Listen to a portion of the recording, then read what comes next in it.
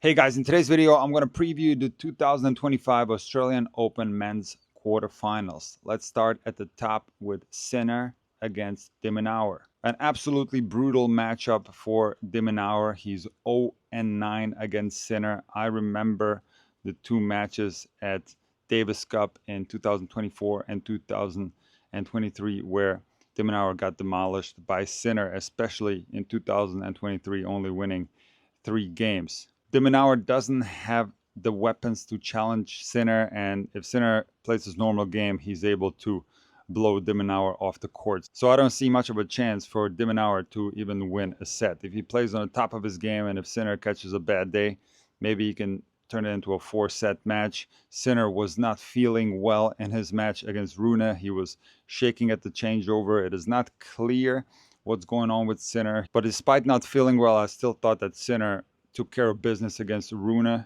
He was serving well. The speed of his forehands and backhands from the back of the court is absolutely insane. The best ball striker on tour right now. And it's going to be tough for anyone in this tournament to challenge Sinner. Let's see. In the next quarterfinal match between Shelton and Sono, I expect Shelton to make it through. Shelton is starting the season very strong, serving well, not afraid to come to the net, which makes a lot of sense because his serve is one of the best in the world. It's so lively, it's so dangerous. I rate his kick serve as one of the best in the world. He's got an incredible slice serve and he can also deliver the heat on the flat serve. Now his technique is somewhat unorthodox. I analyzed his serve a while back during that semifinal run he had at the US Open, but I also analyzed the Tsitsipas serve last year, and Tsitsipas and Shelton have a similarity in the fact that they throw the ball into the wrong slot on their flat serve, and they're able to bend their body extremely well at the moment of contact and deliver the heat. Now in Shelton's case, because he's lefty, he will often throw the ball to 1 o'clock and hit a flat serve from there, and his upper body is bent like this at the moment of contact, and he can serve 140 from that toss location, which is unbelievable, and it just shows you how good of an athlete Shelton is. So I foresee big things from Shelton in 2025. And the head-to-head between Shelton and Sonego is 1-1. Sonego got him in 2023 at the French Open, and Shelton got him in Cincinnati in 2022 on hard court. So not much to go by based on these results. Sonego is a underrated player, highly capable of beating big names. But like I said, I think Shelton's playing with a lot of confidence, and he's going to seize this opportunity and make it to his first Australian Open semifinal. I'm going to talk about Alcaraz and Djokovic at the very end of this video because it's going to involve a little bit of a more detailed analysis. So let me talk about Paul against Zverev first. That's on the very bottom of the draw, and Zverev seems to have issues against American players. Last year, he lost 2 very, very important matches against Fritz, and you might not know that Zverev is 0-2 against Paul. These matches took place a while back, but in 2020 in Acapulco, Paul beat Zverev in straight sets, and then again in 2022 at Indian Wells, Paul got the better of Zverev in 3 sets. And that match was super tight, Paul winning 7-6 in the third. But in juniors, going all the way back to a grade 4 in Boca Raton, Zverev beat Paul 1-1. So Zverev was the more accomplished junior, and Zverev is the more accomplished player compared to Paul. So it would make sense that he would get through this quarterfinal match. But tennis can be weird sometimes, and there's a word in German, Angstgegner. This means an opponent that you're scared of. And in tennis, often this doesn't necessarily apply to somebody that's ranked higher than you, that is more accomplished than you. You could have an Angstgegner that's ranked lower than you and is less accomplished than you. If Tommy Paul ends up beating Zverev in the quarterfinals of the Australian Open, I'm officially calling him a Zverev Angstgegner, just like Fritz, but I'm not quite ready to do that. I think Zverev has made improvements in this game in 2024 to be a Grand Slam contender in 2025. My feeling is that Zverev understands the point at which he's at in his career. There might not be that many opportunities coming up in the future years, and he needs to make a change. He has made a change. He has improved the serve. He's playing better than ever before. And most importantly, hopefully Zverev will be able to learn from the tough losses. For example, maybe he learned from that final at the French Open what he needs to do better in order to come out victorious if he finds himself in that situation again. Maybe he has learned from losing to Fritz at the US Open and at the ATP Finals. So let's see if Zverev is able to learn from those tough losses and if he can deliver something huge this year, because he is on that list of the best players who never won a Grand Slam title. And despite the 0-2 record against Tommy Paul, I am sticking with my prediction. I think Zverev will not only make the semifinals, he will also be in the final of the Australian Open. And last but not least, the most anticipated quarterfinal match is Djokovic against Alcaraz. The last time they played was one of the most memorable matches in tennis history. It was the Olympic final. In that tournament, I didn't make the predictions prior to the Olympics starting. I made the prediction that Djokovic was going to win the day before the final. And the funny thing is, I picked Alcaraz to make it through the semis, and I picked him to beat Djokovic in the quarters. However, if I had to make a call a day before this quarterfinal match, I'm not so sure that I would still pick Alcaraz, because Djokovic surprised me. I thought he was going to have a much more of a difficult time against Mahaj and Lehechka, and he played extremely well. He's serving better than I've ever seen him serve before. I don't see any evidence of Djokovic moving slower because of his age. He seems to be in perfect condition. And there's another thing.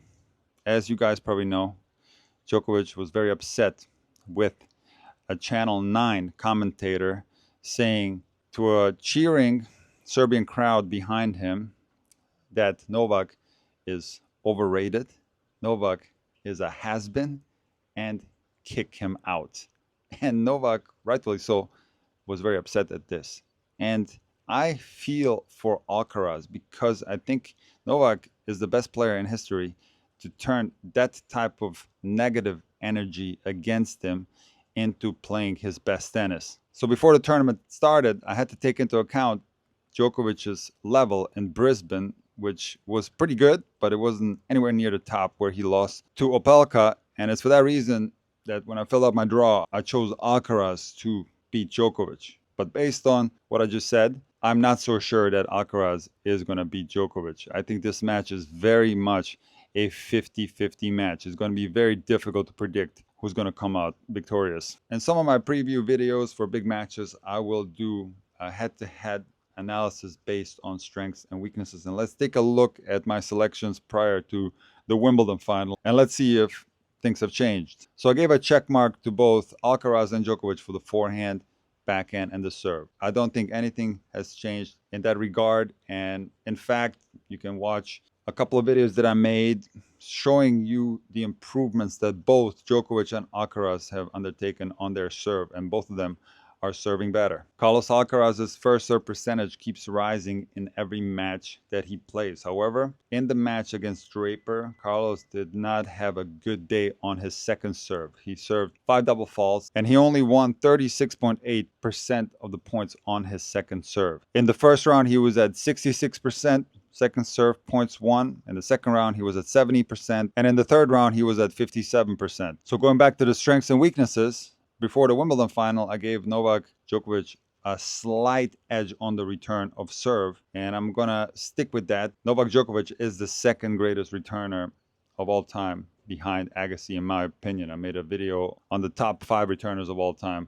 I recommend that you check that one out. There's a reason why I placed Agassi above Djokovic, but nevertheless, Djokovic will get a look on Alcaraz's service games if Alcaraz throws in the occasional double fault, if his second serve points won percentage is low, and most importantly, if his first serve percentage drops. But like I told you in a couple of my videos this year, Carlos Alcaraz is serving better than ever before, just like Novak Djokovic. His first serve percentage, meaning how many first serves he gets in, that number is rising in every match that he has played so far in the Australian Open. First round, he got 59% first serves in. Second round, it was 60.